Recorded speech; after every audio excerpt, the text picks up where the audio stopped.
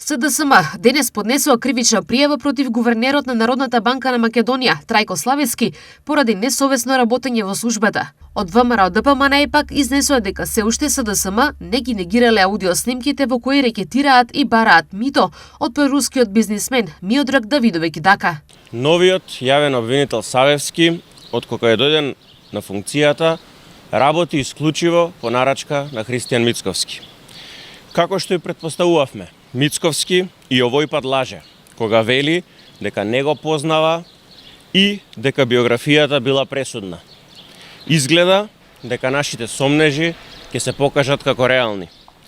Мицковски на телевизија разрешува обвинител, поставува своји советници за судии, сопруги на партиски функционери и не спроведува реформи.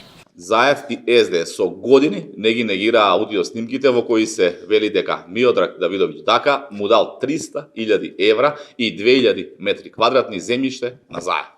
Посредникот на Заев, Зоран Милевски Кичеец, според аудиоснимките кои излегува во јавноста во 2020 година, го рекетирал прорускиот бизнисмен Дака, кој му дал 300.000 евра и 2.000 метри квадратни земјиште на Заев за возврат да добие бизнис услуга. Во снимките јасно се слуша како Дака му вели на Кичеец дека парите кои му ги дал на Заев ги искористил за изборен инженеринг за референдумот за името.